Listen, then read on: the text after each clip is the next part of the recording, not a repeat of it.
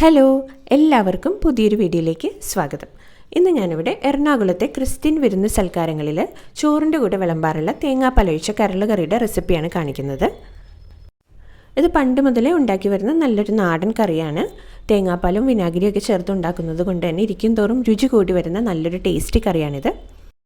ക്രിസ്മസിനും ഈസ്റ്ററിനൊക്കെ സ്പെഷ്യലായിട്ട് തയ്യാറാക്കാൻ പറ്റിയ നല്ലൊരു ടേസ്റ്റി കറിയാണ്. അപ്പോൾ ഇതെങ്ങനെയാണ് ഉണ്ടാക്കുന്നതെന്ന് കാണാം.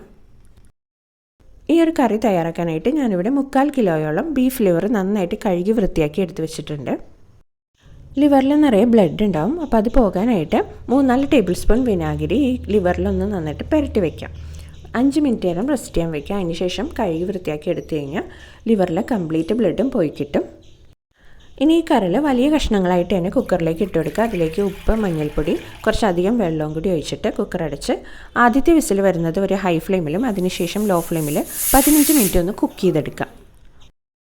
കുക്കറിൻ്റെ സ്റ്റീമൊക്കെ കംപ്ലീറ്റ് പോയ ശേഷം അതിൽ നിന്ന് ലിവറിൻ്റെ കഷ്ണങ്ങൾ മാത്രം എടുത്ത് മാറ്റുക. ആ വെള്ളം അങ്ങ് കളഞ്ഞേക്കുക. ആ വെള്ളം നമുക്കിനി ആവശ്യമില്ല, അതൊരു വേസ്റ്റ് വാട്ടറാണ്. ചൂടാറി കഴിയുമ്പോൾ നമുക്ക് ലിവറിൻ്റെ കഷ്ണങ്ങളൊക്കെ ഇതേപോലെ അരിഞ്ഞെടുക്കാം.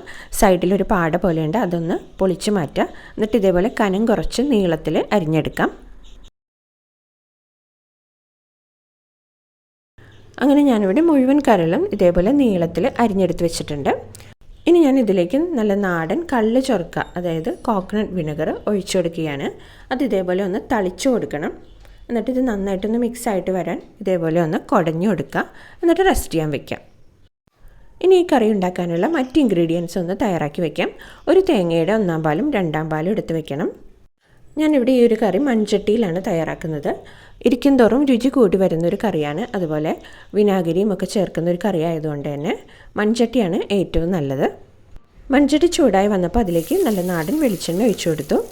അതൊന്ന് ചൂടായി വന്നപ്പോൾ അതിലേക്ക് 10-15 ചെറിയുള്ളിയും ഒരു സവാളയും കനം കുറച്ച് അരിഞ്ഞത് ചേർത്ത് കൊടുത്ത് നന്നായിട്ടൊന്ന് വഴറ്റി കൊടുക്കാം. അതൊന്ന് ചെറുതായിട്ട് വാടി വന്നപ്പോഴേക്കും 2 പച്ചമുളക് കീറിയതും 2 ടേബിൾ സ്പൂണോളം ഇഞ്ചിയും വെളുത്തുള്ളിയും ചതച്ചതും കുറച്ച് കറിവേപ്പിലയും കൂടി ഇട്ട് നന്നായിട്ടൊന്ന് വഴറ്റി മൂപ്പിച്ചെടുക്കാം. ഇനി ഇതിലേക്ക് പൊടികൾ ചേർത്ത് കൊടുക്കാം. 1/2 ടീസ്പൂൺ മഞ്ഞൾപ്പൊടി, 1 ടീസ്പൂൺ മല്ലിപ്പൊടി, 1 ടീസ്പൂൺ ഗരം മസാലപ്പൊടി. ഇനി എരിവിന് ആവശ്യമായ കുരുമുളക് പൊടിയും കൂടി ചേർത്ത് കൊടുക്കാം. നമ്മൾ ഈ കറിയിലേക്ക് എരിവിന് പച്ചമുളകും കുരുമുളക് പൊടിയും മാത്രമാണ് എരിവിന് വേണ്ടി ചേർത്ത് കൊടുക്കുന്നത്. മുളക് പൊടി ചേർത്ത് കൊടുക്കില്ല, കറിയുടെ രുചി മാറിപ്പോവും, കളറും മാറിപ്പോവും. പൊടികളൊക്കെ മൂത്ത് കഴിയുമ്പോൾ അതിലേക്ക് തേങ്ങയുടെ 2/4 പാൽ ചേർത്ത് കൊടുക്കാം. പാകത്തിന് ഉപ്പ് കൂടി ചേർത്ത് നന്നായിട്ട് ഇളക്കി യോജിപ്പിച്ചെടുക്കാം. ഇനി ഇതിലേക്ക് അരിഞ്ഞ് മാറ്റി വെച്ചിരിക്കുന്ന കരൾ ചേർത്ത് കൊടുക്കാം. എന്നിട്ട് നന്നായിട്ട് ഇളക്കി യോജിപ്പിച്ച് അടച്ചു വെച്ചൊന്ന് കുക്ക് ചെയ്തെടുക്കാം. ഈ കഷ്ണങ്ങളിലേക്കൊക്കെ ഉപ്പും പുളിയും നന്നായിട്ട് പിടിക്കണം. അതുപോലെ ഈ തേങ്ങയുടെ 2/4 പാലും ഒന്ന് വറ്റി വരണം. ഇപ്പോൾ കഷ്ണങ്ങളൊക്കെ നന്നായിട്ട് വെന്ത് ഉപ്പും പുളിയൊക്കെ പിടിച്ച് തേങ്ങാപ്പാലൊക്കെ നന്നായിട്ട് വറ്റി വന്നിട്ടുണ്ട്.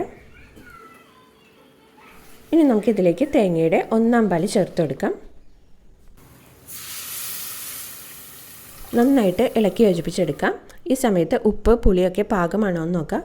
പോരാന്നുണ്ടെങ്കിൽ ഉപ്പും പുളിക്ക് ആവശ്യമായ വിനാഗിരിയും കൂടി ചേർത്ത് നന്നായിട്ട് ഇളക്കി യോജിപ്പിച്ചെടുക്കാം.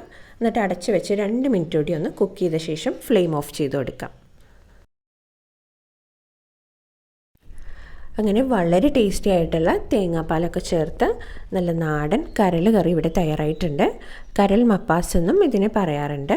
അപ്പോൾ എല്ലാവരും ക്രിസ്മസിന് ഈ ഒരു കറി തയ്യാറാക്കി നോക്കൂ, ഇഷ്ടമാവും. എപ്പോഴും ഈ ഒരു കറി എന്നാണോ ഉപയോഗിക്കാൻ ഉദ്ദേശിക്കുന്നത് അതിൻ്റെ തലേ ദിവസമെങ്കിലും ഇതൊന്ന് ഉണ്ടാക്കി വയ്ക്കുക. എന്നാലാണ് ഉപ്പും പുളിയൊക്കെ പിടിച്ചിട്ട് നല്ല ടേസ്റ്റ് ഉണ്ടാവുള്ളൂ ആ കറി ഉപയോഗിക്കുന്ന സമയത്ത്. അപ്പോൾ മറ്റൊരു വീഡിയോയുമായി വീണ്ടും കാണാം. Thanks for watching.